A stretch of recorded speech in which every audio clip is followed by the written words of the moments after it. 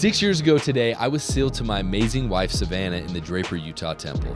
The sealing was performed by Elder David A. Bednar of the Quorum of the 12 Apostles. Now, during that ceremony, he taught us something that forever changed the way I looked at temple ordinances. Today, I'm going to share some of that with you. My name is Hayden Paul, and this is the Stick of Joseph.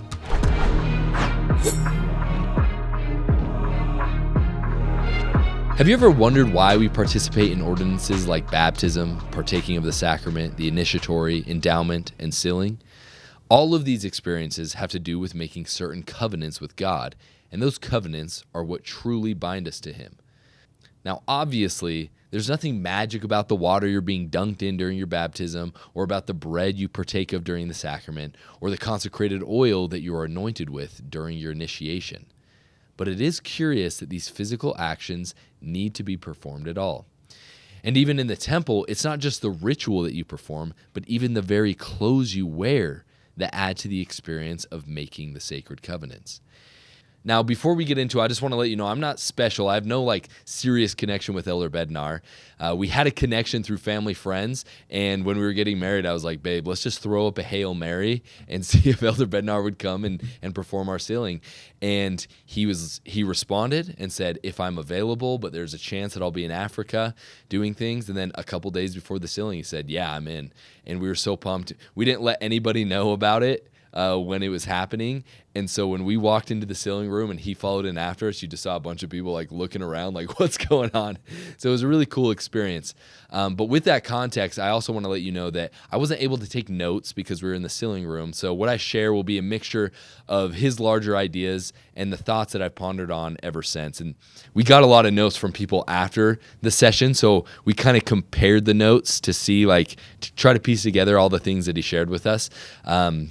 But it's kind of like our own little King Fawlds discourse. But with that, let's get into it, and you'll see the broad ideas that he shared, and I'll share some commentary as well. So he compared ordinances to a medicine capsule and the covenants as the medicine. The ordinance is there just to help the covenant get to where it needs to go. Now let me explain with some research I've done since hearing this analogy for the first time. There are certain medicines that should always be taken in capsule form. There can be a few reasons for this. The first is a more superficial, and it's just to help with bad-tasting medicines. But the next two reasons directly affect the results of the medicine. Taking encapsulated medicine allows for a delayed release until the medicine is in the best place for absorption. It delivers it where it needs to go. Lastly, it can extend the release of the medicine so that it has a longer, more productive effect. The capsule is not the medicine. It does not have the ability to heal or empower your body. It is merely the delivery mechanism. What truly makes a difference is what is inside. Similarly, the actions that we perform during our sacred ordinances do not have the power to save us. It is understanding and living the associated covenants that allows us to ascend into the presence of God. That is what saves us. We are spiritual beings, first and foremost, and we are having a physical experience. This physical experience is 100% necessary for the progression on our spiritual journeys. The covenants you make and the attributes of God you inherit are spiritual in nature, but unless they are embodied in the physical world, they'll be meaningless. When you are making these spiritual and sometimes abstract covenants, the physical actions that you perform when taken seriously and pondered over have much to teach us about the world and mind of God. When we are doing in-depth ritualistic actions accompanied by rich theological doctrines, it gives us space to ponder and embody the teachings. Furthermore, there is a narrative aspect attached to these ordinances that add even more depth. The garden story is the narrative structure attached to the ritual ordinances we perform to make covenants in the temple. You see, there are three levels: narrative, ritual, covenant. The narrative and ritual aspect are the capsule that helps deliver the life-saving power which is the covenant with God and its associated blessings. Let's look at the sacrament, for example. What is the narrative? The narrative is the Last Supper, Jesus' body and blood. The ritual is partaking of bread and water. The covenant is that we are willing to take upon us Christ's name, always remember him, and keep his commandments. The associated blessing is that his spirit will be with us. Now, could you imagine if our religion, instead of doing it like this, was made up of a list of disembodied abstract principles and teachings? Instead of performing these rituals, all we did was make a covenant by reading an agreement and signing a piece of paper. It is the use of all of our physical faculties that helps us open up to receive the power and grace that covenants with God give us. Elder Bednar said something to the effect of, everything we do in the church is about covenants and ordinances. Everything else is just fluff. Now that's a bold statement. Everything is just fluff? Well, what about the scriptures? Is everything in there other than the explicit references to covenants and ordinances just fluff? A couple of weeks ago, we interviewed a Catholic monk who is of the Order of the Knights of the Holy Sepulchre, which is super cool. Now, when we asked him the Catholic view of Scripture and its purpose, his answer was very interesting, especially in relation to what we've been talking about.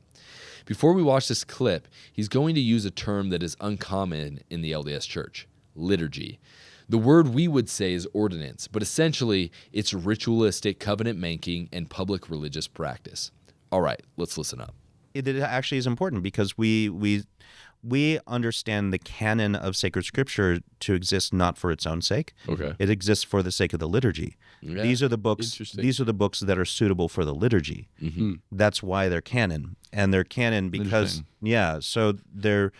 and that's how the early councils all defined sort of the canons. When you have the list of the acceptable books as you go through the different early councils, finally up to the Council of Hippo that has all of the books up to the book of, up to the Apocalypse, then you're like, oh, these are all the books that are inspired by God, that are infallible, inspired, and all of those sort of details, because that is necessary for their use in the liturgy. Mm-hmm. Did you hear that? The purpose of the Scripture, as understood by early church fathers, was to preserve and perform the liturgy or ordinances. This takes us to an idea that has been explored heavily on the channel, and it's the idea that the temple ordinances are encoded all throughout Scripture, for those who have eyes to see and ears to hear, that is. The whole thesis of the book we publish, In the Language of Adam by D. John Butler, is that the Book of Mormon is a temple text, and if you learn to see the patterns, the temple patterns, it will become clear as day. If you haven't read that, you should. Link in the description. So back to the idea that everything outside of covenants and ordinances is just fluff. It looks like even the scriptures exist for the purpose of performing those ordinances that bind us to Jesus through covenant. Remember, narrative, ritual, covenant, power. The scriptures are teaching in the form of narrative, and they contain the rituals to help us make covenants and access God's power. During his teaching, Elder Bednar also referenced the verses in Doctrine and Covenants 84, and he said something to the effect of, the power of godliness is manifest in the ordinances and covenants, and as we keep them, God's power will be in our lives. Now let's read those verses he referenced in their entirety and see what we learn. Starting in verse 19 in Doctrine and Covenants 84. And this greater priesthood administereth the gospel and holdeth the key of the mysteries of the kingdom, even the key of the knowledge of God. Remember, mysteries in its original form meant secret rites or rituals performed by initiated people. So let's reread that verse with that in mind. And this greater priesthood, talking about the Melchizedek priesthood, administereth the gospel and holdeth the key of the mysteries, or the secret rites or rituals performed by initiated people, of the kingdom, even the key of the knowledge of God. Therefore, in the ordinances thereof, the power of godliness is manifest. And without the ordinances thereof, and the power of the priesthood, the power of godliness is not manifest unto men in the flesh. For without this, no man can see the face of God, even the Father, and live. By performing these ordinances, we receive power from God. That power is outlined as we make our covenants. Guys, there is so much to learn about the gospel, specifically the temple. Do not take it lightly. In reference to this, Elder Bednar started the ceremony by relating a story from President McKay after he had been an apostle for 65 years. He had just finished an endowment ceremony and he walked out, and I think he said it to Elder Packer. He said, "I think I'm beginning to understand it." After 65 years of being an apostle and spending, how many endowment sessions had he done? He says he's beginning to understand it. So we have so much to learn. Guys, I just want to let you know that the temple truly has a depth that cannot be understood by just going every once in a while casually. It needs to be thought about, pondered on, studied deeply. And it's in that study that we will begin to understand our covenants, which then begin to allow us to access the power of God. May we never stop pursuing the depth of relationship we can have with Christ by making and keeping and understanding our sacred covenants. Until next time, stay curious and hungry.